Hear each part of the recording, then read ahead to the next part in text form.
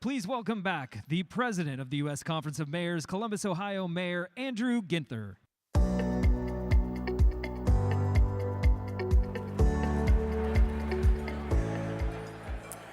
Good afternoon. I hope your sessions this morning were as good as the ones I was in. It is great to be back together for our plenary session. And I am very pleased to now introduce a past president of this organization. Our next speaker was mayor of New Orleans for 8 years and led our organization during the crisis of 9/11 and the subsequent time when he worked with the newly formed Department of Homeland Security. Since leaving office, he has been president and CEO of the National Urban League, working closely with us on priorities like sentencing reform, job creation, and much more. The National Urban League continues to work on an empowerment agenda with 90 affiliates serving 300 communities. Please join me in welcoming back a past president of our incredible conference. Please welcome Mark Morial.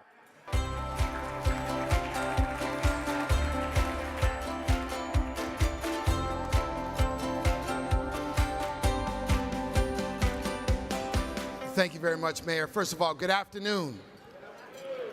It is always an honor to be back home. Hey, Tom Cochran, you're the best. And the U.S. Conference of Mayors, for me, is home. There is no greater honor for any one of us than to serve as mayor of your hometown. It is a special designation because you are neighbor, your friend, your brother, your sister, your angry uncle or aunt, your mother or brother confessor. You wear many hats. And it is indeed the greatest job in American politics. So I'm honored to be back. In the work I do today at the National Urban League, I want to say thank you to those mayors who are partnering with Urban League affiliates across the nation. We have 92 Urban League affiliates in 36 states. And if you're partnering with us on workforce or after school or housing or economic development or justice system reform, on entrepreneurship, I say thank you very, very much for doing that. If you're not, I want you to come talk to me. Come see me so we can find a way to construct that partnership. Second, before the panel today, I want to take this moment because I think it's important, given where we are today, for me to just offer a perspective on the power in this room. As mayor of your own hometown, you come and participate in the U.S. Conference of Mayors, obviously, because you want to learn.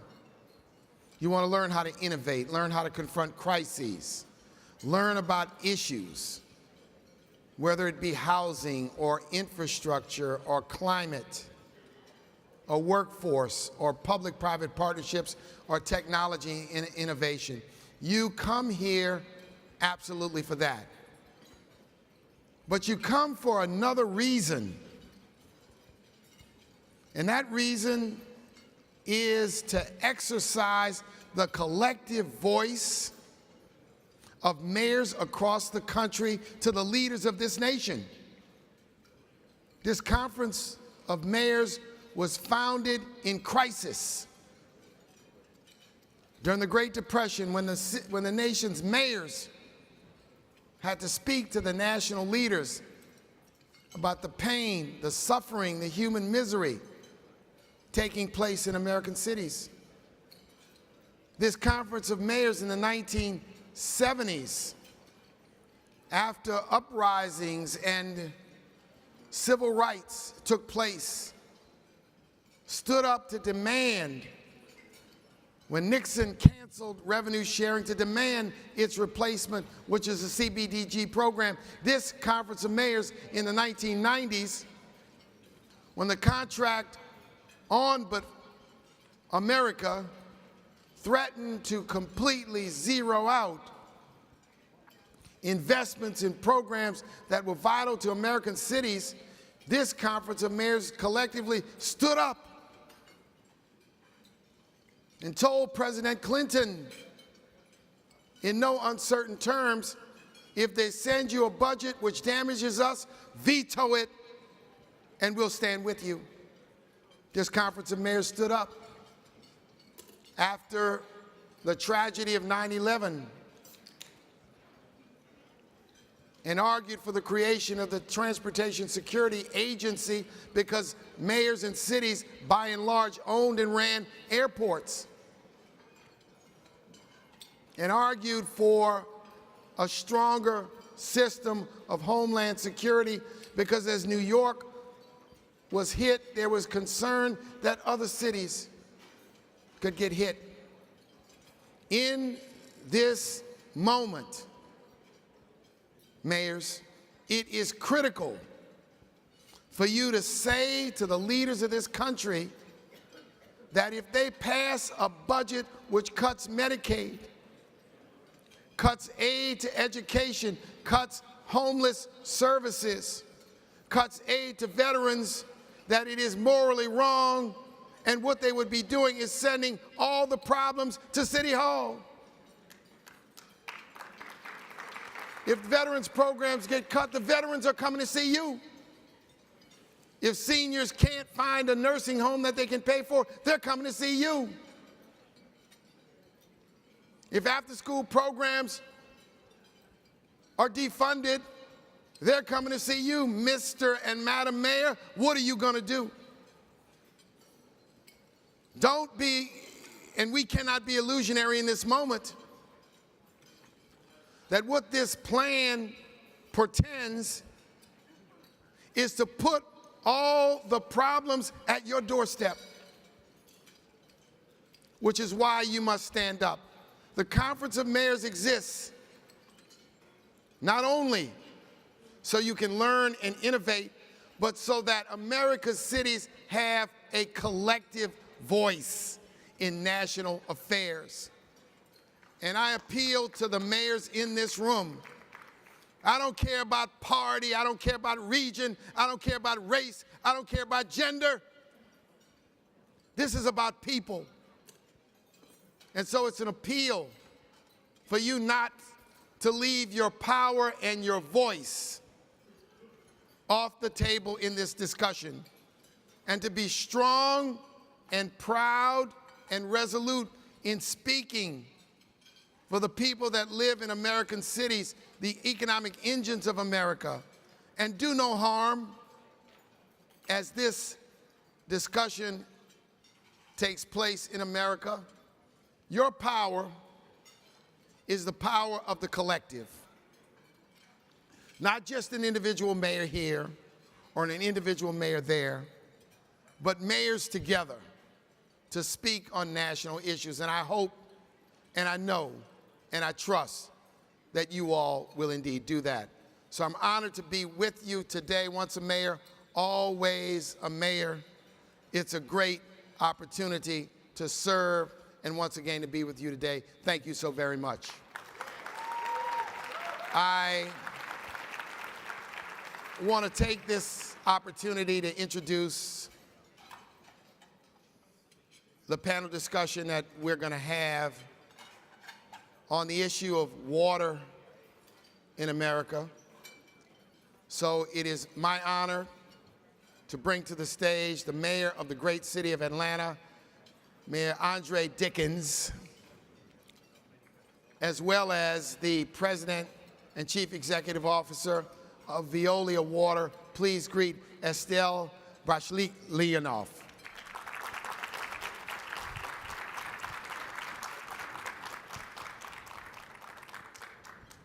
So Estelle, thank you for being here. Mayor, always appreciate you. I want to begin this afternoon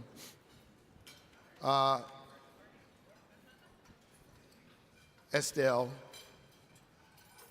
by asking you a question I think on people's minds. So there's a lot of conversation that goes on about water, its safety, and chemicals and things in the water. And look, we're not talking about sugar in the water. We're not talking about vinegar in the water. We're not talking about ketchup or mustard in the water. But talk to us about how mayors who want to be best educated on this issue should think about the issue of water and, quote, chemicals or additives in the water today. That's a nice segue, but I'm not here to tell the mayors and the audience here what to think. I can tell what science says. And when we talk about PFAS, about this type of things, we're not talking about mustard or ketchup or olive oil. We're talking about really nasty stuff, which can harm the health of our fellow citizens here. If it's accumulated over the years, yes, it damages your health, and that's proven. It's not a problem everywhere in the country, but in some specific places, yes, it is. The good news is, in your introduction, you talked about innovation and about call for action. I will take the same words. You know, we have the solution to treat all sorts of PFAS in an affordable way. You know, I want to add this second bit to it. You know, we have all sorts of technology, and we are demonstrating it year after year, including this in the US, which is in advance. Don't misunderstand in that one. Technologies can be very complex, can be less complex, but Veolia is here to innovate and provide you with the solution and the best available things which exist. I am happy to run the largest water company and water technologies in the world. So we have constantly improving, but this is to your service. This is to that of your fellow citizen, and that's exactly what we're trying and doing in the US. We already have 34 units of PFAS treatment in the US installed now. We unveiled the largest one 2 days ago in Stanton, Delaware, which was a massive step forward, and we intend to have 100 altogether in the next 2 or 3 years. So things are moving. The solution do exist. But the only thing is, water, it can be about pollutants, but it can be about water scarcity, or it can be even about too much water. Something key is like, for the Americans, 71% of them say it's top of their agenda, top of their concern, top of their priorities. We've tested that, and that's, you know, either outranking other type of discussion and agendas we can think of. So good news is we have the solution, but let's move on to implement them in many more places in this country. Thank you very much. And I'm going to ask a follow-up. But, you know, folks, we, at everyone's table, is a glass of water. And we take for absolute granted that that water is safe, that that water is clean, and that by drinking that water, it's going to do us all good and no bad. When you say PFAS, sounds like a term in chemistry that I couldn't remember then and can't remember now. But I presume it's something you don't want in water. Help people here understand what PFAS is. So PFAS is a chemical product produced by the chemical industry, which is in our daily lives. You know, it has wonderful positive, element to it, meaning it's used everywhere in our daily life. That's the good bit of it. The bad element of it, if it's very concentrated, and for some of them, and it ends up in your body and you ingest it, then it can be damage to your health. So PFAS is a technical term for something which you can call it as a poison, which, you know, if it's ingested in your body. And so people should be concerned about ensuring that their water supply does not have PFAS. And you've innovated in ways to both detect and address that. Yes, we have an end-to-end solution for PFAS. such as other pollutants as well, because what Veolia does is to ensure drinking safe water at the tap for everybody in an affordable way. That's exactly what we do. Thanks to innovation, to our worldwide footprint, we serve more than 200 million inhabitants across the globe with safe drinking water, thanks to this innovation. Mayor, lots of things keep mayors up at night. Wake them up in the morning, give them an Excedrin headache, back pain. When you think about the challenges of your city and water, what do you think about? And what's sort of your thought process and guidance? What do you think about when you think about water and the challenges of making sure that the water is safe and drinkable? Yeah, water will keep you up at night. When you first take the job as mayor, most of you probably, the conversation. Huh? Ladies and gentlemen, I'm going to respectfully ask you to keep the conversations as low as possible so we can ensure that this conversation is beneficial to all of you all. Thank you all very much, and we want the servers to continue serving. Let's give the servers a nice round of applause. They're in here working, doing very good. So thank you for that discretion. Go ahead, Mayor. Yeah, thank you for that. As you know, you were a mayor, and when you first take on this job, things like crime may keep you up at night or some other challenge. It doesn't take you long that if you have a water main break that takes too long to get resolved, that'll now keep you up at that night and every other night that you see something that tells you that a water main has broken, that there's a leak somewhere, that someone is without drinking water. When you were mayor, there was a mayor of Atlanta, Shirley Franklin. I think y'all were mayors at the same time. She's in the audience. She became the sewer mayor because she had to replace all of the city's sewer infrastructure in concordance with the federal consent decree. Well, right now, we have aging water infrastructure in our city, and I know many mayors have that. We have 100-year-old pipes underneath the ground of a growing city. And we have pipes that, when they were put in, 100 years ago, they were 12-inch pipes, and now we got, 75,000 residents living in condos and apartments above those pipes. Those pipes now need to be 36 inches or 60-inch pipes or what have you. So aging infrastructure will keep you up at night, and we had a big break last year about this time that lasted 2 or 3 days if you guys watched the news. And then subsequently, I saw Detroit have that problem, and I saw somewhere in Texas have that problem. And so water is so critical, and this aging infrastructure has to get replaced. One of the things we're using is AI, artificial intelligence, to detect leaks. And we installed, as a pilot program, 200 of these AI leak detection devices in our city, and they found 60 leaks, some of them small, but 10 of them were large, which meant that at any moment, those could pierce the ground and become another water main break that would leave someone without water. The system was so pressurized that people were still able to get water. But those 10 leaks, maybe not that moment, but the next day or a month later, at some point, they would have become breaks. And so we've already repaired 8 out of those 10 ahead of the time before they became a major break, and we're in the active process of replacing or fixing 2 of them, utilizing technology. And so as we have these major storm events because of climate change, flooding is occurring more in all of our cities, our water and sewer infrastructure are critical for us to focus on. Great. And Estelle, he talked about water and then wastewater. Yeah. So let me ask you about wastewater. So some may say, how do you innovate in wastewater?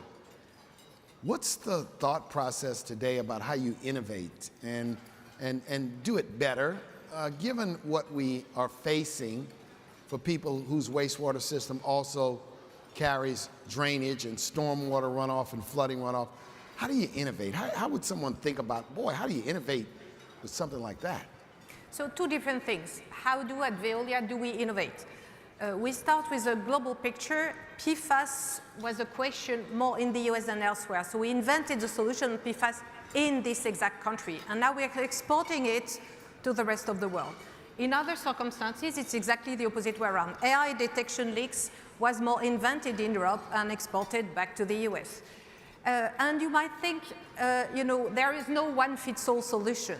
So there is a combo of solutions which depend on your exact communities. And you in this room, you don't have the same problem. Of course, if you're in Arizona, if you're in Ohio, if you're in Wisconsin, that's a very different story. So we're trying to get the best of what exists worldwide, adapt it specifically and tailor-made to your exact community's needs. It could be pollution, it could be leakage detection, and it could be wastewater reuse, for instance. Wastewater seems like a dirty thing you just have to clean up and that's it.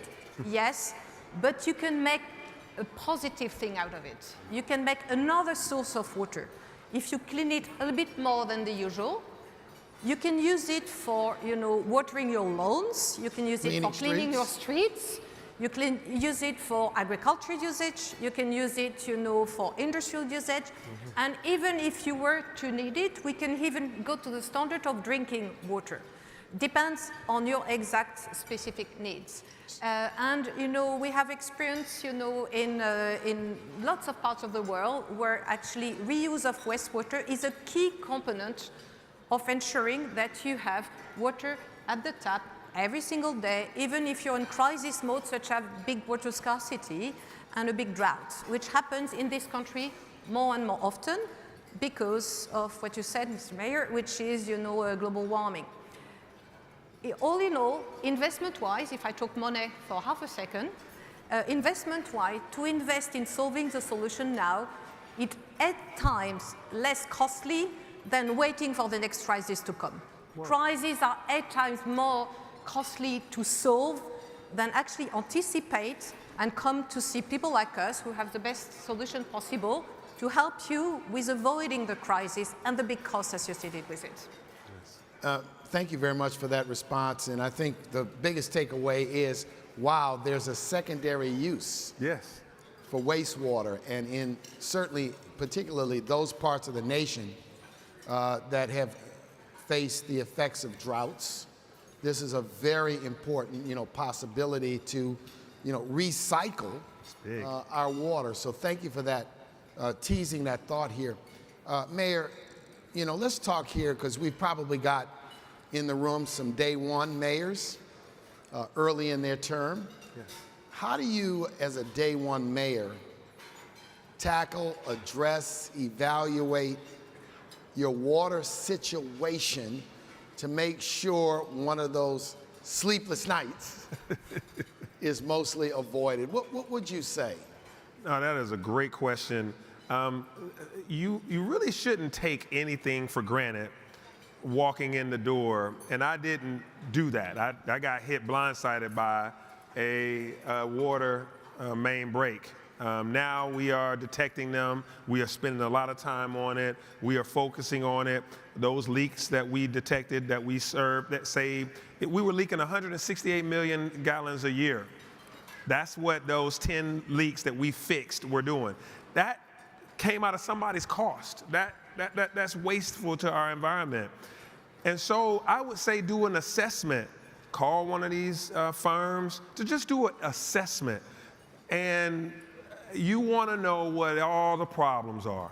When you inherited this from the previous mayor, you don't know what all the challenges are until someone with an engineering background, someone that knows wastewater and stormwater and water treatment on the highest level across the world, they can tell you what state yours is in.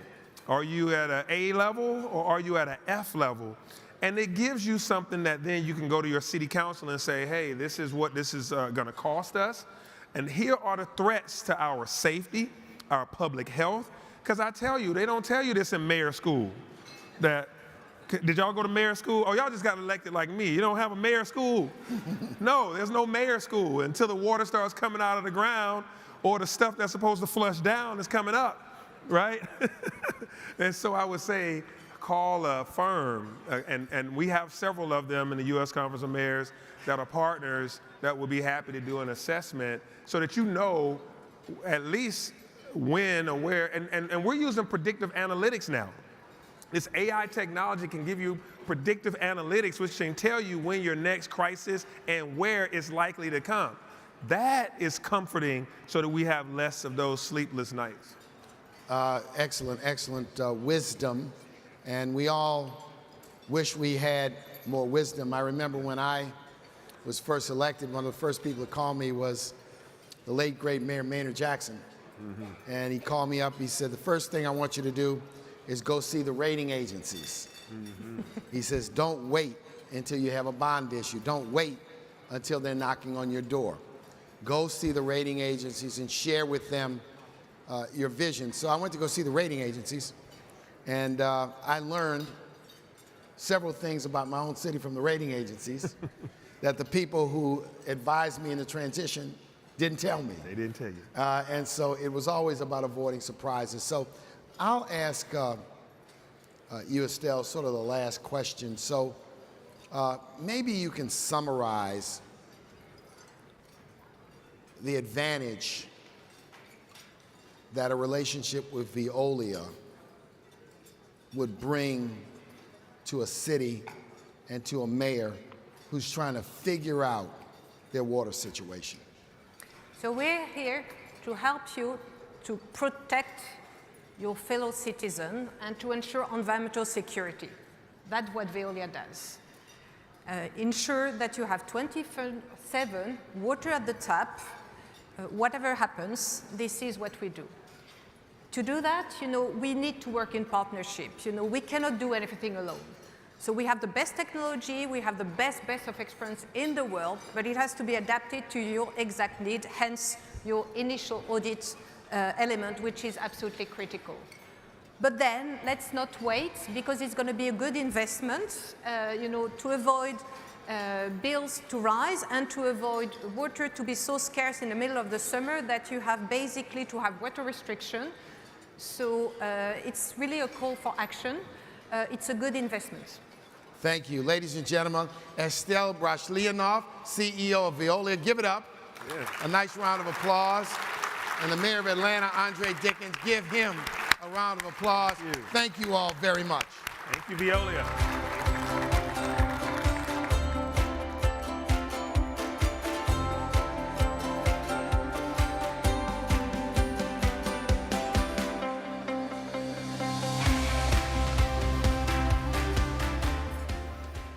Great panel. Thank you, Mark, and thank you, Mayor Dickens. Housing has been our top priority during my term as president of the U.S. Conference of Mayors.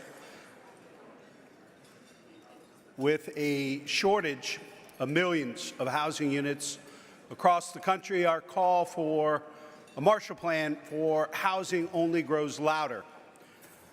Our next panel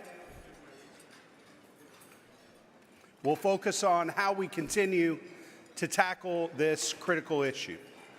It is led by Evelyn Lee, the 2025 president of the American Institute of Architects, and a multifaceted professional, blending architecture and tech.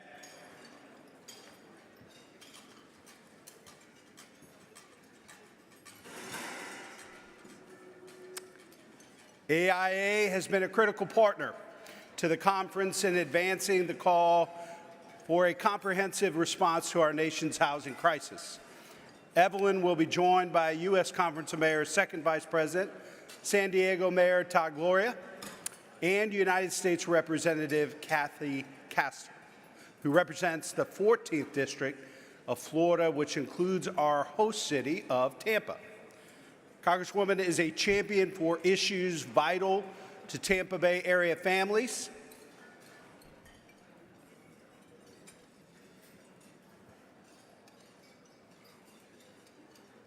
And is committed to building a stronger economy that works for everyone. Thank you for your time and support on the issue of housing, Congresswoman. Please join me in welcoming our panel.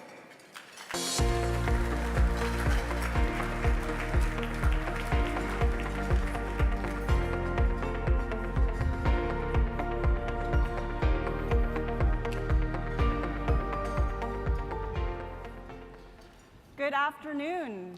I always love being the panel that gets to interrupt your lunch. Thank you to President Ginther, and thank you, Tom Cochran.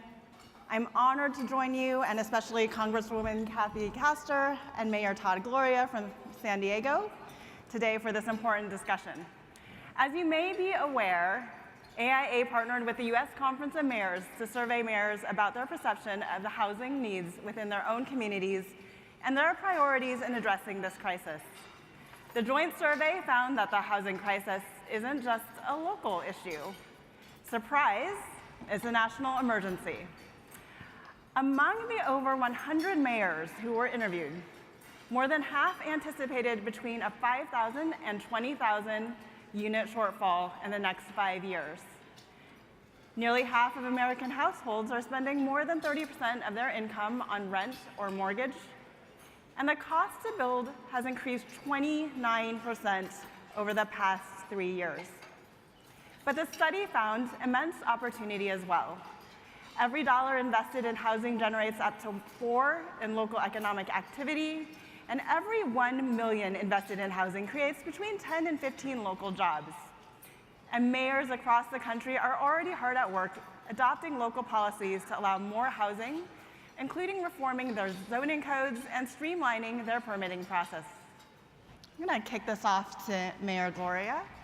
You were with us at the beginning of the launch of the USCM and the AIA Housing Needs Survey and spoke at AIA's Best Practice Forum at the last winter meeting. For folks who weren't able to join us in January, can you share with us your diagnosis of the problem and your prescription for a replicable model that meets the housing challenges facing us now? Sure thing. Well, good afternoon, everybody. You know, if I had to diagnose the problem of housing affordability in America, it's that we're allowing process to kill progress. Our inability to see the progress that we need in new home production, it means that we're not building enough housing, and it means that the cost of rent is going up, and that too many Americans across our country, not just in my home state of California, can't see a world where they can afford a home. I'm trying to tackle that directly in San Diego with the help of other mayors where I'm stealing good ideas from. But you know, what we must do is make the process less risky, to streamline our processes, cut red tape, make the process more predictable, and expedite as much as possible. So I want to share just a couple of quick things that we've done in the city of San Diego. Historically, our city has permitted about 4,200 new homes per year for the last 20 years. Through the efforts that my administration has led, in 2023, we permitted nearly 10,000 new homes, and last year, despite economic turmoil, we permitted nearly 9,000 new homes. So going from 4,000 to 10 and 9,000 shows, I think, what we're doing is right. Let me tell you what those are quickly. We update our land development code every single year. It's a lot of work, but it's a way to capture all the innovation that is in the housing space, as well as to eliminate old bad ideas that have worn out and need to be gotten rid of. I've issued 2 executive orders that tell my staff that if you're building a 100% affordable housing project or a transit-oriented development project in our city, you must process those permits within 30 days or less. To the mayors who are here, yes, my permit person was about to kill me, but I will tell you that she's able to do that now in an average of 8 days. It's a fundamental example of getting a high goal and then managing to it.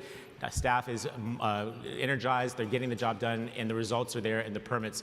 Bottom line is this: in my city, despite as high a cost environment as San Diego is, we are starting to see rents flatten and in some neighborhoods go down. That is a direct reflection of the fact that we have dramatically increased production. And the bottom line for not just my city or my state, but our entire country, is that we must build more housing. I totally agree with you, and our members are here to support you in any way possible to get more units up out of the ground.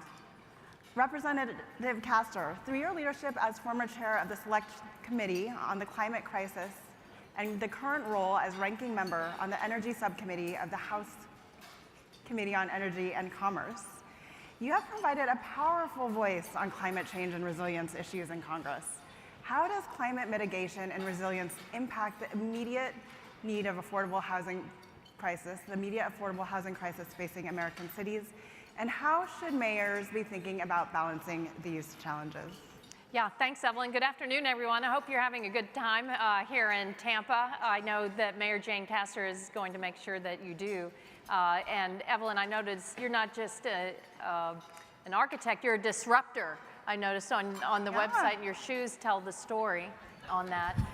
But Mayor Gloria, thank you for providing the Conference of Mayors did this excellent national housing survey that came out earlier this year. All policymakers should read this. I think we know the challenges. It's expensive, it's time consuming. We don't have time to waste. We have to do more to lower cost and build greater housing supply. And we're doing it in a world that is riskier.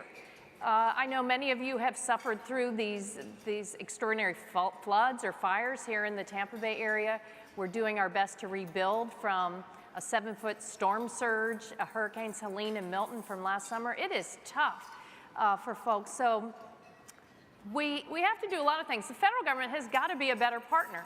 And right now, a lot of the turmoil and troubles is not serving people well. It's making life more expensive at a time we really should be focused on lowering costs and helping our local partners get through it.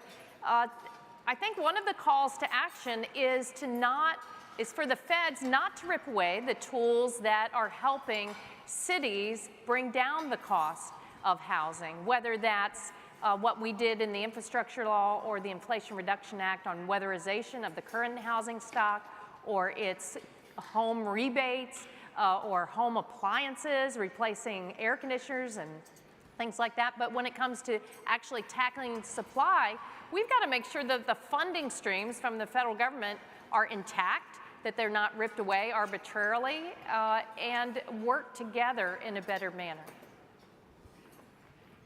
Absolutely. I appreciate the comment on the shoes, so thank you for that. You know, AIA's 2030 commitment calls on the design and construction industry to reduce greenhouse gas emissions and ultimately achieve carbon neutral buildings by 2030. We have more than 1,350 architecture firms that have signed on to that commitment. But just for all of you to know, the AIA is an organization of over 100,000 members and 250 components that can support you locally to advance both federal, state, and city initiatives. Mayor Gloria, is there a particular project in San Diego that symbolizes success in tackling housing in your opinion? And what project are you most proud of, which that may have exceeded your expectations? You want a mayor to brag about his city? Absolutely. Buckle up, everybody. So I think a program I'm particularly proud of is our city's Bridge to Home program. For any folks who are in development in the audience, you know that it's often that last bit of funding that you need. You've put together your tax credits, you've put together grants, et cetera, but it's that last little bit of flexible money to come in and get the project across the finish line. So in addition to the regulatory reforms I've mentioned, Bridge to Home is that last bit of cash to get a project funded. Through that program, which we've had for a couple of years now, we've funded nearly 4,000 affordable housing projects, units across our city. And where that's gonna play out in the near future, and the project I'm most excited about, and that you all can come see in just a couple of years. San Diego has a outdated sports arena facility. It was built in the early 1960s, it looks like it. It's a 48-acre space of essentially parking lots, asphalt in the middle of our city's coastal zone. Beautiful property, not a beautiful piece of land. We have, moving forward, and we'll have the student council vote on turning that into a world-class, state-of-the-art events arena with 4,250 homes on that site. More than half, 2,250 of those will be deed-restricted affordable housing. When we break ground on it in just a few more months, it will be the largest affordable housing project under construction on the west coast of the United States. A perfect example of taking advantage of the executive orders to streamline processing, the upzoning of property, the utilization of public property. The taxpayers of San Diego own this land, but right now all they get is a couple of games a year and a swap meet. What we can do is turn it into a world-class venue that brings TOT to our city and the desperately needed housing. Again, 2,250, more than half will be deed-restricted affordable for San Diego's working families. I could not be more excited.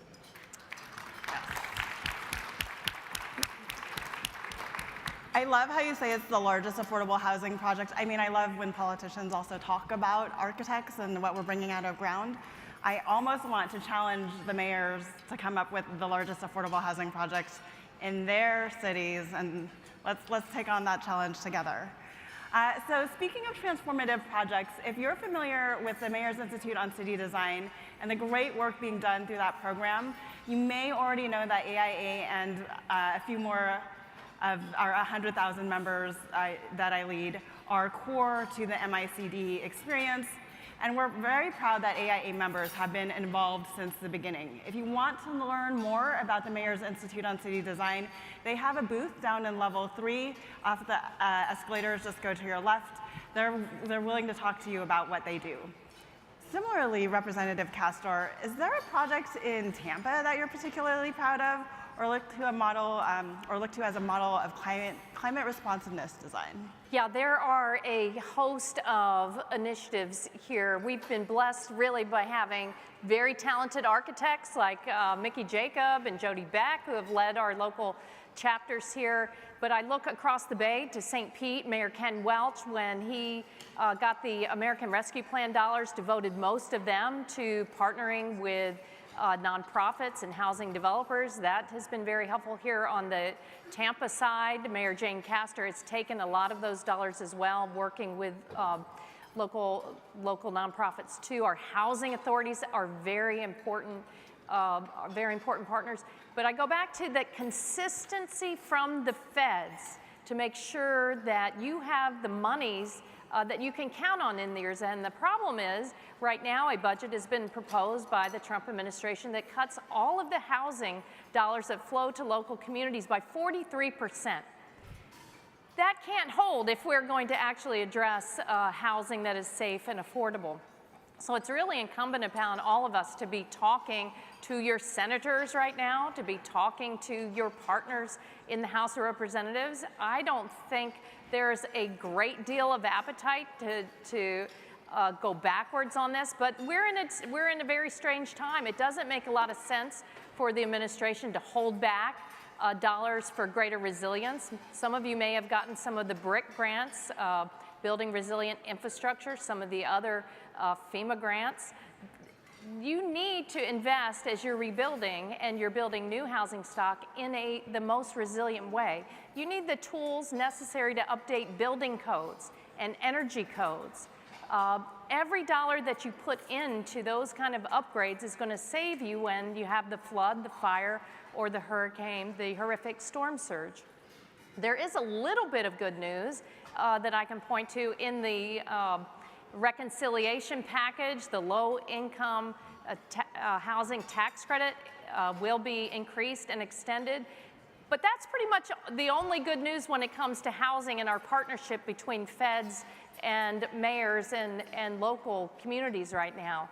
Because everything else is about pulling back on all of those important tax incentives that help you build in a more resilient way. Mayor Buddy Dyer has done a fantastic job with a resiliency officer targeting the built environment in Orlando and saving the city money. Mayor Jane Castor now is getting the money back from the IRS because she invested in solar. Those IRA tax credits that allow cities to put solar on libraries or a new community center or on the old community center will save taxpayer dollars because your electric bills are going to go down, and then you can take those tax credits and share the wealth or plow them back into greater savings that can help you lower costs.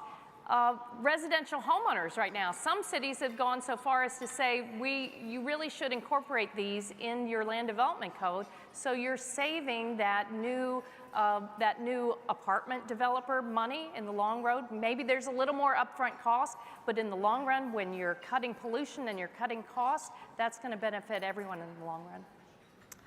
Thank you for that, and thank you for mentioning, so Mickey Jacob is a past AIA national president, and Jody Beck is our current local AIA Tampa chapter president. So they're just great examples of partners for you and the work that you've been doing, and we appreciate your continued partnership. I'm going to go ahead, because of time, and maybe pose a question to the both of you. AIA is proud to have partnered with the U.S. Conference of Mayors on the Housing Needs Survey, which has been utilized by both organizations to lobby Congress for critical housing funding. As we move into the summer and fall, where should mayors and architects be focusing their advocacy work to drive the greatest impact? Clearly, right now, it's in the reconciliation package and in the appropriations at the federal level. Like I said, the Trump administration has proposed a 43% cut to all housing initiatives, all of those funds that flow through housing vouchers or home and others. That can't stand. We need everyone speaking with a loud voice to your representatives, Republican and Democrat, to hold the line. Don't go backwards. And then in the reconciliation bill, don't take away the tax credits that cities and local communities and homeowners need to make their lives more affordable at this time. And especially don't do that while you're ripping away food assistance and health care just for tax breaks and adding $3 trillion to the debt. What that will do to mortgage rates for city's bottom line, but for the bottom line of someone who wants to buy a home or a developer that wants to build doesn't make any sense at all right now. Thank you. I would 100% agree with what Representative Castor just mentioned. I think it's very important that mayors be outspoken on what's happened in Washington. And once we defeat those policies, that we turn our focus to make sure that things like CDBG and home are reauthorized with new important reforms that would make it easier for us to take those limited dollars and put them to the maximum impact in our communities. But mayors, I wanted to say, while I have this platform, and they still allow me to stand up here, I will say we can't go to Washington to ask for assistance if we're not helping ourselves at home. And so I hope as you go back to your home communities that you'll look at updating your land development code. Ask your permitting department, how long does it take to get a permit, and what can you do to make it go faster? What can you do to de-risk projects to invite investment in your community? We're doing that in San Diego to good effect, but San Diego can't solve our nation's housing crisis by ourselves. We need every community in this country doing their fair share. I hope that we can work locally and speak out nationally, and that will bring down the cost of housing for all Americans who need a place to live that they can afford. Thank you, Mayor. And if any of you need help implementing any of what they said, the AIA is here to help you. So on behalf of AIA, I look forward to working with each of you wherever the next challenge takes us. Mayors, if you would like more information on partnering with AIA to address your housing or climate challenges, please find me or one of my colleagues after the session or visit us at the AIA booth. Thank you so much.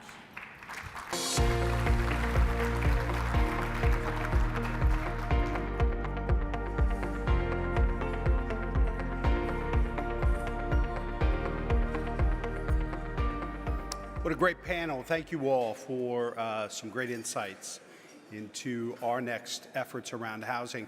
Our next speaker is City's Managing Director, Controllers, Ledger Technology, and Tampa Site President. He provides leadership to drive optimal solutions to reduce risk, improve controls, and meet regulatory requirements. Please join me in welcoming Nick De La Sera to the stage. Nick?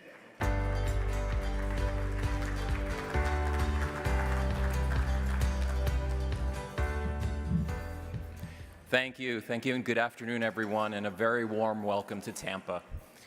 It's a pleasure to have so many leaders from around the country here in this city, rich in history and brimming with cultural vibrancy. I'm Nick De La Sera. I'm the site president for Citi here in Tampa. Citi may be known to many of you as a global bank headquartered in New York, but Tampa is home to 11,000 of my incredible Citi colleagues who represent a wide variety of our businesses and functions. Mayor Castor, who's in the back with us, just want to say thank you. It's always a pleasure and an honor to be with her. Her unwavering support for Citi and our community initiatives is deeply appreciated. And we want to congratulate you also, Mayor Castor, on your leadership and your leadership role in bringing this great gathering to our city.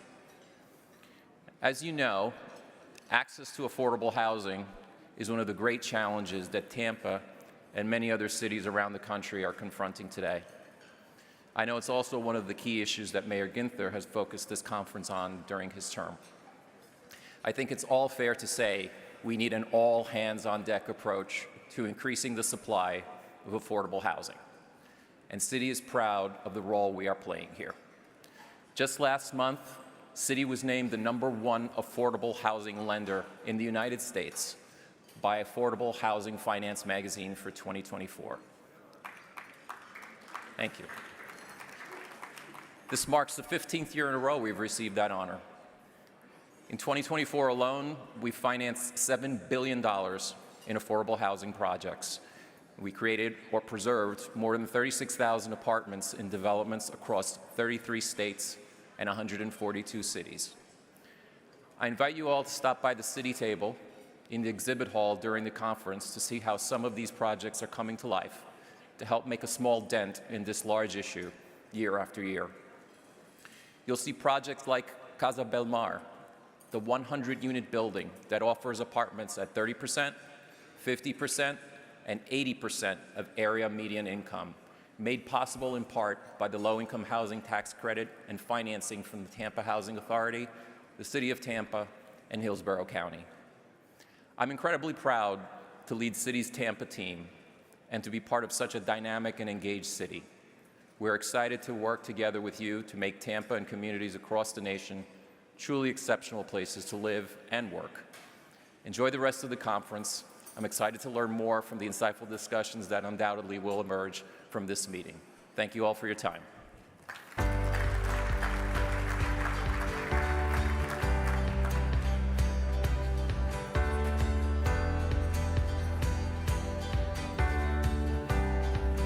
Thank you, Nick, for your continued partnership and commitment to the U.S. Conference of Mayors. Public-private partnerships are force multipliers for our communities.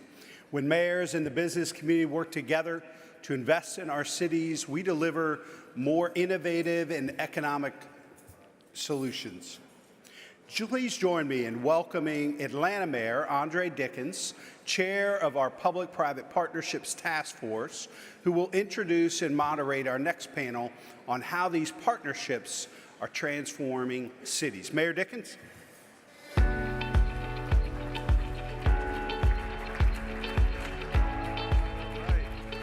hear me? Can you hear me? You got it? Okay, good. You can hear me. Hello again, everyone. We are going to talk to you about public-private partnerships. Of course, we have we have three outstanding mayors, if I include myself. There you go. We have three outstanding mayors. Two of them are right here that's going to talk to us about their experiences with public-private partnerships. Of course, we have none other than the Tampa mayor that we're here today enjoying, Mayor Castor. And the mayor of Columbia, South Carolina, Daniel Rickerman. Give him a round of applause. Thank you. So for those of you that weren't with us earlier as we had our committee meeting for the Public-Private Partnership Task Force, one of the things that we mentioned was an internal study that was done recently that showed the economic power of cities right now that our local governments are having.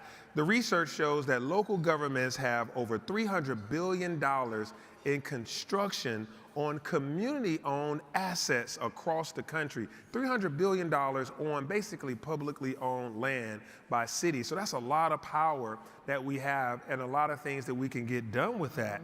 And so with federal grants and loan programs remaining in question currently, our cities have to figure out how to keep moving forward. And so in this time that we have today, we're going to really talk about some real-world P3s and outcomes. So we're going to start off with Mayor Castor. First of all, thank you for hosting the U.S. Conference of Mayors. It's a summer program this summer. Give her a round of applause again. Right. This has been beautiful. My pleasure, my pleasure. Tampa looks great. It feels great. You got outstanding leadership. I'm getting out and about and loving your city. And so the lack of affordable housing has reached a crisis level in cities across the country. Tampa has used the P3 model to leverage dollars and land to add new units in neighborhoods across the city. So can you talk about some of the lessons learned with these projects and how they could serve as models for other cities? I would love to. So that is really part of the platform that I ran on for mayor, focusing on affordable housing, transportation, workforce development, and then overarching sustainability and resiliency. And really, the workforce, housing, and transportation are all interwoven. If you can provide high-paying, skilled jobs for your community, they have more to put towards transportation, and I mean towards their home. And then if you can provide those transportation solutions or jobs close to where your community's living, then that is a benefit as well. So we have focused on that. Affordable housing today in the city of Tampa, we need 26,000 affordable units. We have built, since I took office, we have put in 50,000 new units in the city of Tampa. Wow. So we have really focused on that, but unfortunately by 2027, we are going to fall short of that 10,000 affordable units. But we are doing everything that we can to provide housing for our city. Not unlike many of your cities, we are an incredibly diverse city. And I've seen from other communities that have grown very rapidly that they have priced individuals out of the cities to the outskirts. That just exacerbates the transportation issues, work issues, and so forth. So we are committed to it. We have a number of projects that I could talk about very quickly. But one of the things I would love to be able to do, and I'm sure some of my fellow mayors can do, is to mandate a certain percentage of every development be affordable. We can't do that. We have a goal of 10% of every development, and we're fortunate we have some good developers, but really the way that we can impact affordable housing is through providing the land for free, and then also in density, providing additional density to the developers. And that has worked well for us in our community. I'll give you an example of one of our P3s. We have an old public works lot that we call the Rome lot, which just goes to show the intellectual level of the leadership in our city because it's on Rome Avenue. So we are very innovative with that name. But it's 18 acres and we moved the public works off of there. And so we put that out for an RFP. And we're very fortunate to have both related urban and related that have built affordable units and also very, very high-end, some of the most expensive units in our city as well. So we are partnering with them, and we provided those 18 acres, did a lot of the infrastructure work in there as well, and it's a $300 million development, and there's going to be close to 1,000 units there. Over 600 of those are going to be affordable units, and they're right in an area on the Hillsborough River that is just booming in that particular area. So that is going to be incredible. Not only is it residential, but it's going to have a number of amenities as well, retail, workforce. There's going to be a cultural center there. So very excited about that. Another project that turned out to be a P3, we had an old drive-in movie theater in our city, and we tried to buy the land, and another company bought it before we were able to, and they were going to build affordable housing there. Well, the supply chain conundrum hit, the prices skyrocketed, so we had to provide $12 million for that project, and that is affordable housing. I believe it's 700 and some units that are getting ready to open as well. But not just looking at those particular larger projects, but what we can do on a smaller level too. I had our real estate group go through, find out all the property that the city owned, and then what we do is bundle lots, residential lots, put those out for RFPs, and then affordable homes are built on those lots because the lots are free. The last tranche that we did, every one of the developers was a minority-owned firm from Tampa that had never done work with the city of Tampa in the past. So impressive. that was a great project as well. We have a DARE project where we provide down payment. Most people can make the monthly payments. They don't have the money for a down payment on a house. So a lot of innovative ideas around housing. You have to be very creative. Last one I'm going to talk about is our Highway 41 here in Tampa, better known as Nebraska Avenue, was sort of the way that people transited the state of Florida in the past. And so there are a lot of the old mom and pop 1950s motels that have really fallen into disrepair.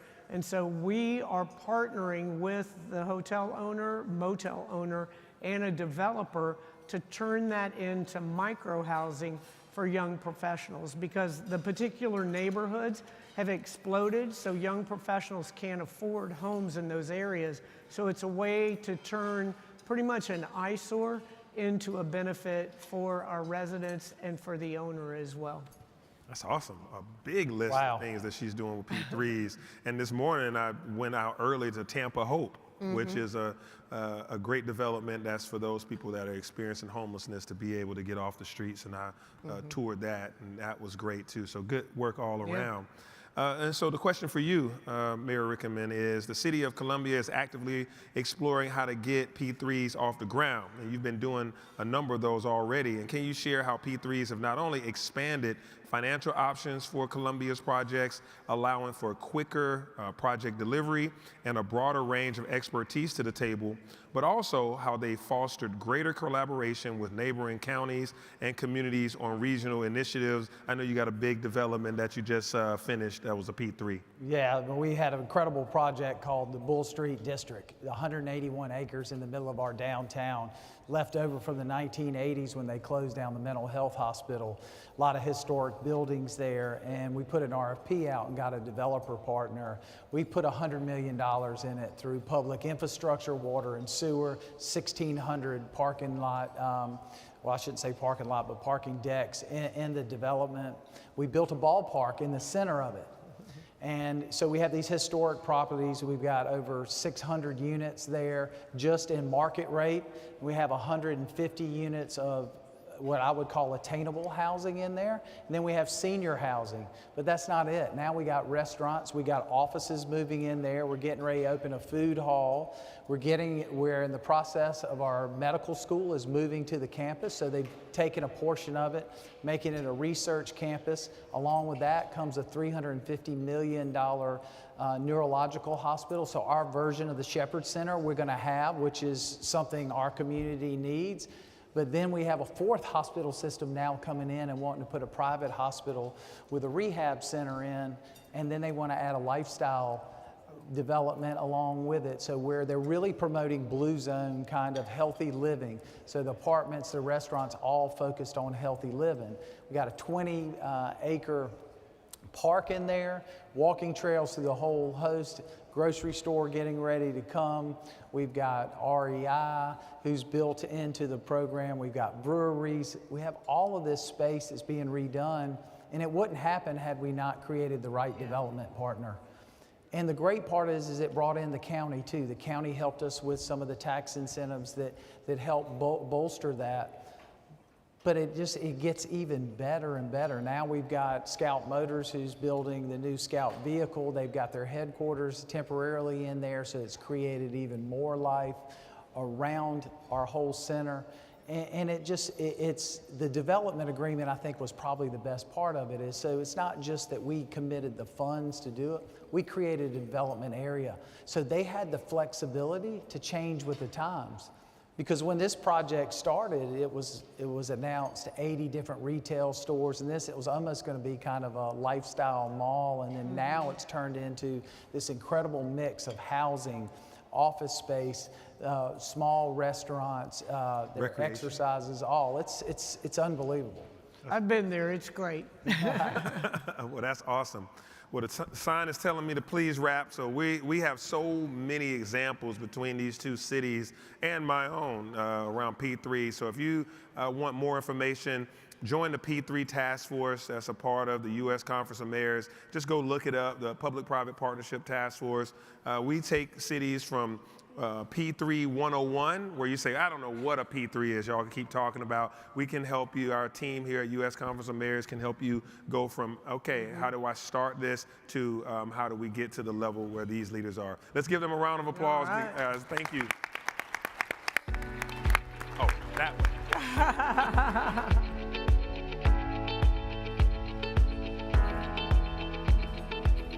Great panel, mayors. Thank you all for all that you're doing to help lead our conference forward.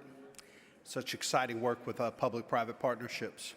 Each March, our Civic I.O. Mayors Summit at South by Southwest hosts our own very Mayor's Civic Tech Pitch, where startups compete in our very own Shark Tank-style competition, where mayors judge 6 finalist pitches for a chance at $10,000 and a chance to share their winning pitch to the nation's mayors at our annual meeting.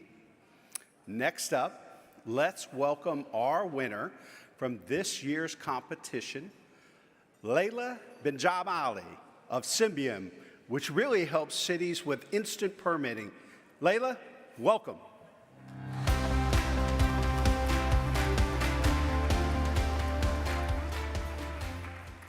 Thank you so much, Mayor. Hi, everyone. My name is Layla Benjamali. I'm one of the co-founders and the CEO of Symbian. Thank you so much for having me today. So at Symbian, what we're doing is we're a Stanford-led team accelerating or enabling the ideal citizen-to-government interactions, starting with a particular subset of home improvement projects and instant permitting. Let me talk to you a little bit about that. So I'm going to motivate an example where we're focused on today. Imagine I'm a contractor and I'm re-roofing a house, installing solar panels, changing out the windows, putting in an EV charger, any kind of home improvement project, which, by the way, are the overwhelming majority of building permits these days. I apply for a permit and I can start my project, right? Wrong. Even simple home renovations can be quite challenging. And the reason is because of the regulations. These aren't even 1/1000th of the regulations that apply to solar installation. So I'm left wondering, what am I allowed to do? What am I required to do? And how are the regulations different from one jurisdiction to the next? I have to learn all that stuff. And so these are some of the challenges that we pulled out of RFPs across hundreds of cities' RFPs for permitting systems. And all of it comes down to the bottlenecks with respect to regulations. So when we're talking about affordable housing, about accelerating clean energy projects, this is one of the #1 bottlenecks, is understanding and navigating the complexity of the regulations that often results in projects going back through revisions, back and forth delays, and so on.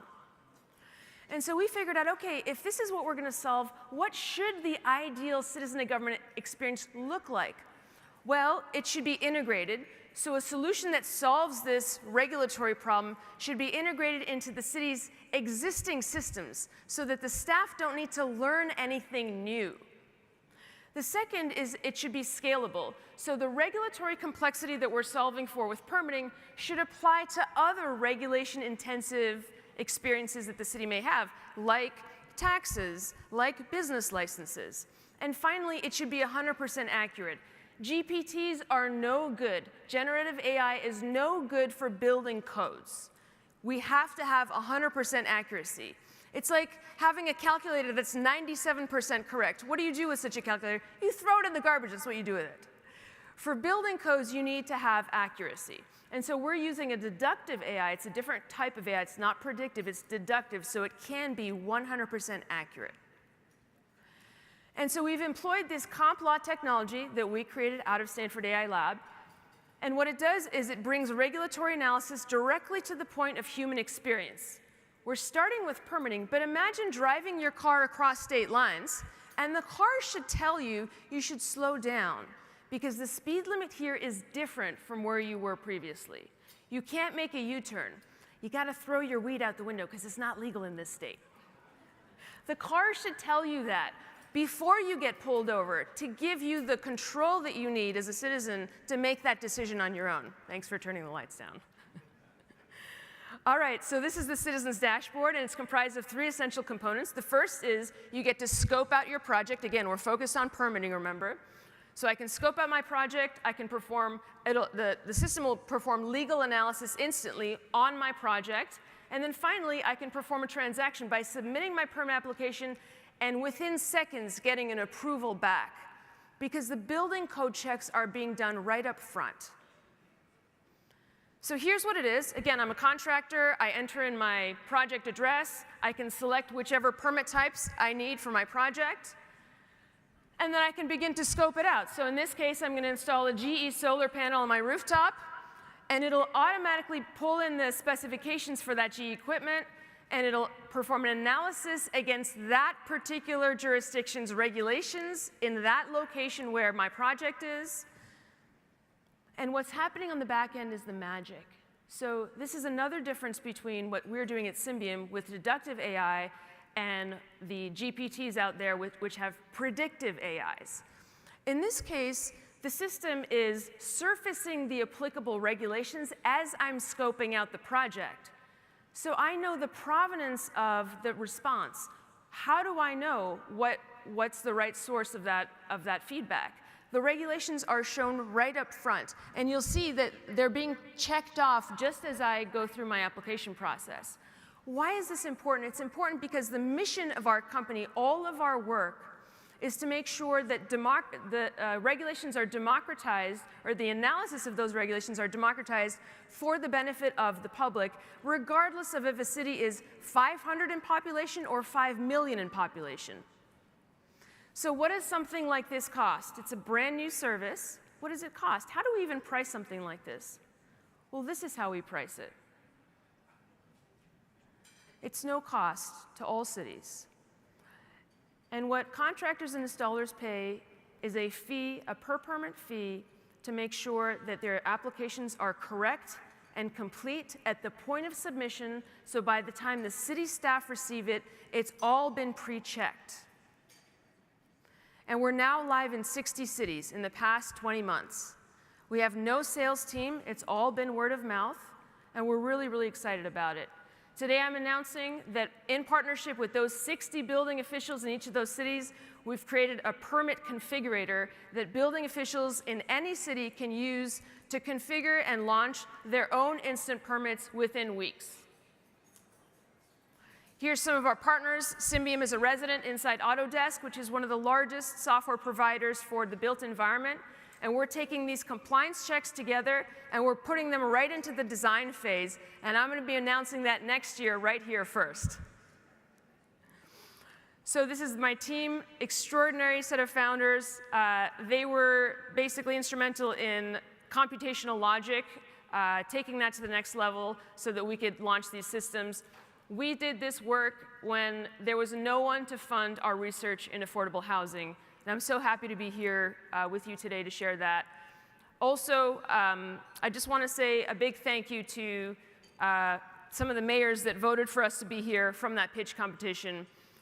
Of course, Mr. Cochran, David Burns, but also Mayor Purval, O'Brien, Mayor Locke Dawson, Mayor Ginther, Mayor Parton, Mayor Pulpati, Mayor Barnett, and my personal favorite, Mayor Jim Ross from Arlington, Texas. My name is Layla Benny Jamali. I'm the CEO of Symbiom. Thank you so much for having me.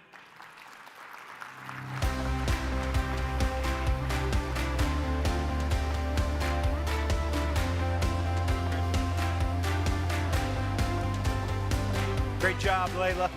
We're so proud of you and all the great work you're doing. I'm pleased to welcome David Basil, product specialist for Nationwide. For nearly 100 years, Nationwide has been in the business of protecting people, businesses, and futures with extraordinary care. Nationwide is the #1 provider of retirement plans in the government market, with a long-standing and strong commitment to public sector employees. That's why the U.S. Conference of Mayors supports Nationwide as the provider of choice for cities across the country. They are a platinum partner of the U.S. Conference of Mayors.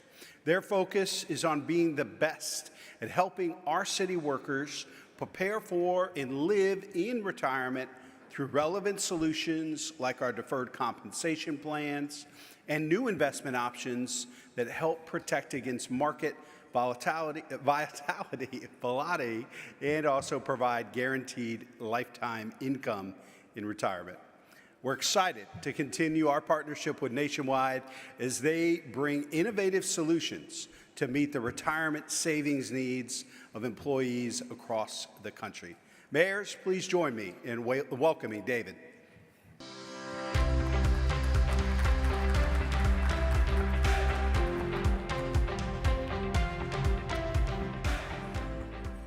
All right, good afternoon. So I can just start off by saying I've had the privilege of living in Columbus, Ohio, and now living in Tampa, Florida. So I've had the honor of living in two great cities. So this is kind of a full circle moment for me. But when we look at it, we know that you all spend a lot of time caring for the citizens of your communities. And we're just proud to be able to partner with you to care for those same citizens who work for the cities that you work with. We want to be there to support them, to help them, but we also know that retirement is one of those areas that often can be pretty tricky. So I'm sure a lot of you have seen this before. It's called the three-legged stool of retirement, right? You've got pension, Social Security, and then your own savings. And when you retire, the goal is to figure out, how do I take all of these things and recreate the same paycheck that I already had? And oftentimes that's what gets overlooked. We don't realize that employees are struggling to figure out how to create the same paycheck they had when they were working in retirement. Now, oftentimes when I do this presentation, I say, you know what I want everybody to do with the three-legged stool? I want you to lean back in your chair and get up on one leg, and let's just see how hard it is to sit there. But I learned at the last conference, which was a bunch of county officials, that doesn't go very well. People were falling over everywhere, so let's not do that. But instead, let's look at it from a perspective. We know there's pressure on the Social Security system. We know there's pressure on the pension systems throughout the country. In fact, we're seeing more and more pensions either adding new tiers or going away altogether. And then we know that there's pressure for your employees to be able to save for retirement. So there's a lot of need there for them to have the solutions and the tools that they need to be able to retire with confidence. And that's where we're proud to kind of partner with you all and work with you to create new innovative solutions. Statistics will show that 95% of employees are looking for in-plan guaranteed. What I mean in-plan guarantees, they're looking for ways to recreate their income that they cannot outlive, that will be there for the rest of their life no matter what. That helps them with market volatility, and it helps position them for long-term success in retirement. Because at the end of the day, what we want is your employees to be able to work for the city, retire, and know that they don't have to come back to it ever again because they have the tools and the resources they need to maintain that. When I mentioned the in-plan guarantees, the innovation that we're seeing are new solutions that are providing a guaranteed income throughout retirement. So think about that for a moment. That's a pension-like income that's being created inside the retirement plan. So when you go back to the three-legged stool and you're talking about pension, Social Security, now if your individual savings can give you a guaranteed income as well, it's very easy for us to work with your employees to help them reach their retirement goals, which is something that we're really excited about because we get the question all the time is, how much do I need? How much is enough? What do I need to do to get to retirement? Well, now we're able to answer those questions for them. One of the nice things about all this is there's lots of flexibility. Protection for the future, it allows for the reoccurring paycheck, it's dependable lifetime income, and it has growth potential. So some of the benefits to the city is it reduces the long-term benefits costs, it supports a healthy talent pipeline, and it supports the long-term financial security of employees. So that, for us, is the easiest way that we can come around the cities and help partner and work with you is by providing that income that your employees need so that they can have that smooth transition into retirement. So lastly, when we look at it, we want to be the strongest partner for you all. So if you have questions, needs, concerns, we're always here for you. But through innovation, just know that we're always keeping an eye to the future on ways that we can help the employees of your cities retire with the confidence they need and really kind of position themselves for that long-term future and growth and security. So with that, I really appreciate the time and thank you very much. Please welcome the Vice President of the United States Conference of Mayors, Oklahoma City Mayor David Holt.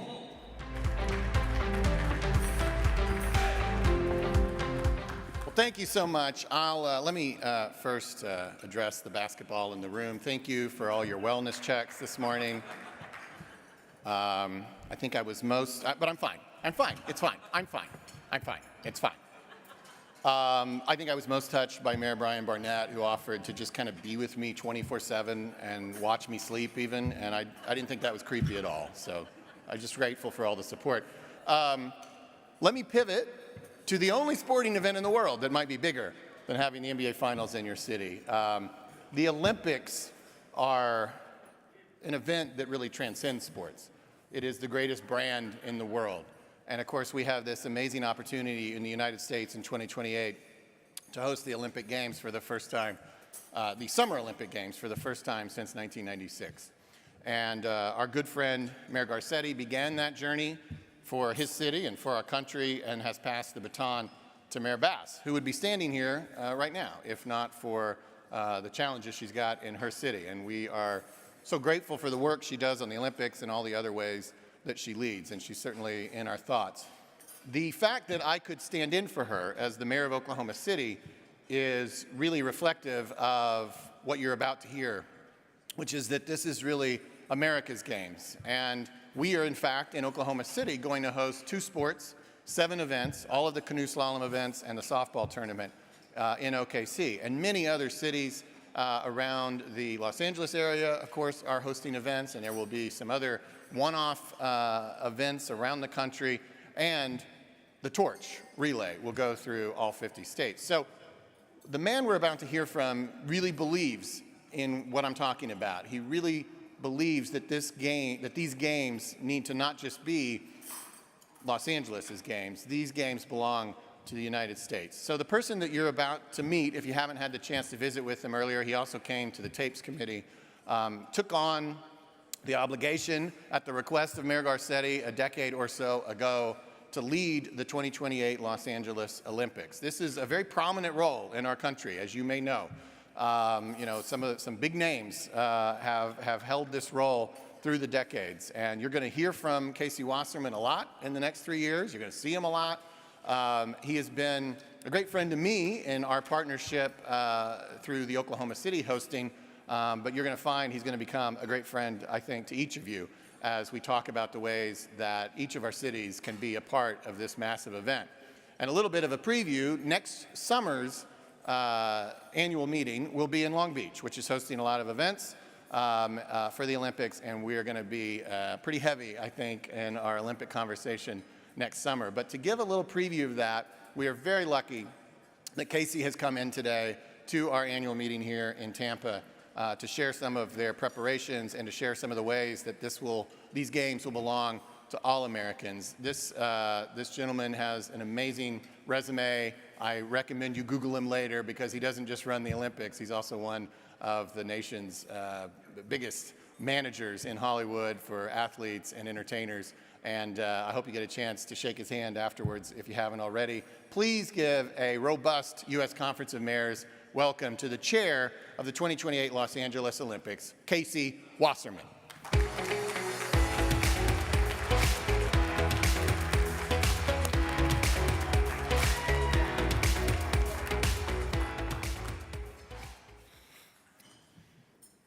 Thank you to Tom Cochran and Mayor Ginther for the invitation to speak with you today. I especially want to thank Mayor Holt for that kind introduction and, of course, for his incredible collaboration in bringing canoe slalom and softball to his hometown. I also want to congratulate him on his Sunday gavel taking, and hopefully on Sunday night he'll be taking something else and being maybe one of the great Sundays of his life. So, in addition to Mayor Holt, I want to thank a couple partners of ours, Mayor Richardson of Long Beach and Mayor Atkin of Anaheim. It's a pleasure to have them here and be partners with them in the delivery of the Olympics. The partnership we've made has been key to the progress, and we look forward to collaborating more. Before I begin, I just want to address what's happened in LA over the past few weeks. As all of you know, LA and its surrounding region has been through trying times this year, but the LA 2028 Games are going to bring the region closer than ever. And I want to stress that ensuring safety and security is our top priority as we head into the Games. And we're committed to partnering with local, state, and federal law enforcement agencies to protect our athletes, our citizens, and our visitors. But I'm here today because I know that the task of delivering a home Games to Americas is not possible without each and every one of you. The 2028 Games, for some perspective, will be the largest peacetime gathering in the history of the world. It's the operational equivalent of 120 Super Bowls in 30 days. And with a record 329 events, including 3 new All-American sports in baseball, softball, and flag football, it will be the greatest collection of athletes the world has ever seen. This is a once-in-a-generation chance for Americans from New Hampshire to Nevada to feel the Olympic and Paralympic spirit within your communities, and for people all across the globe to feel the spirit that is here in this country. After all, Team USA athletes come from every corner of the country. Quincy Wilson, the 17-year-old track phenom, trains today at his high school in Potomac, Maryland. Lauren Scuggs, the first Black American woman to win an individual Olympic medal in fencing, is practicing while she's studying philosophy at Harvard. Twins Aaron and Alex Shackle are working to rejoin Team USA in swimming while at college at the University of Texas and while at their home in Indiana. And Melissa Stockwell, the first female American soldier to lose a limb in active combat, competed in 3 swim events in the 2008 Olympics and won a bronze medal in the para-triathlon at the Rio Games. And as we speak, she's training in Colorado Springs with an eye towards 2028. And there are countless more like them, on tracks, on pools, and yes, even trampolines, chasing their dreams. And we're fueled by one belief, that the Olympic and Paralympic Games can change lives and represent something bigger than any one of us.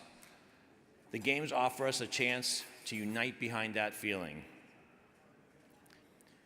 I'd venture to say that all of us in this room have core memories from the Games that inspired us to think bigger and motivated us to work together. For some of you, it may have been Michael Phelps and his 20 gold medals. For others, the 1980 on Miracle Ice has no compare. But whatever they are, they're all a gift from Team USA. And our goal is to deliver that gift in 2028 to the whole country. So this is my formal invitation to join us to help us bring the 2028 Games to the entire nation. We want to activate in all 50 states, big or small, and we know that the power of mayors and in your communities, we need your help. And there are a number of ways that you can get involved with the Games. The Games are best viewed with a group of people cheering on athletes, and our Fan Fest program encourages that. At Games-themed sites, community members will be able to watch Olympic and Paralympic sports on large screens and celebrate the wins of Team USA together. Fan Fests are a chance for you to bring the spirit of the Games to your constituents and create lasting memories for your community. We're preparing to launch a suite of educational resources designed to help young people understand and embrace the spirit of the Olympic and Paralympic Games. And we invite you to join us in promoting America's finest artists and our country's unmatched impact on global culture. We'll be highlighting the best of our country's music, fashion, food, and more, and we hope you'll raise our profile in your community to make it the most unique cultural Olympiad ever. But by far and away, the most exciting way to bring your communities, I say, for last. We all saw Tom Cruise jump off Stade de France and ride his motorcycle through Paris, making a symbolic passing of the Olympic flag from Paris to LA. But that was just the beginning of our journey. As is tradition, the Olympic flame will be lit in the birthplace of the Games, Olympia, Greece, and the Paralympic flame in Stoke Mandeville, the birthplace of the Paralympic movement.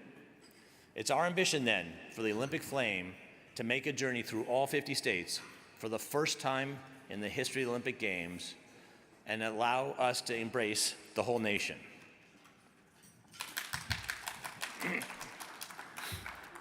We look forward to your leadership coming to life in a variety of ways leading up to and during the Games, whether that is showing up for your hometown athletes or welcoming the torch when it comes to your community. And we'll then continue to celebrate as the Paralympic flame travels through the nation, where it will mark our first time to host the Paralympic Games in 2028. The Paris Tourist Relay succeeded at making people across not just France, but all their territories, which we can all agree is truly an impressive feat, excited about the Games. We're eager to apply those lessons and bring that spirit to America's Games. We'll share more information in the coming months and years, but in the meantime, know that we are eager to partner with all of you. I'm excited to begin what I know is the start of a productive and memorable relationship, and I can't wait to work with you all in the coming years. Before I finish, I want to again thank you all for proposing a resolution in support of the Games, and in particular, the lead sponsors, Mayor Gallego of Phoenix, Mayor Bass of Los Angeles, Mayor Holt of Oklahoma City, and Mayor Richardson of Long Beach. I look forward to working with you and all the conference in the coming years to make LA 28 America's Games. And we'll make sure that America shines when the world's eyes turn our way. Thank you.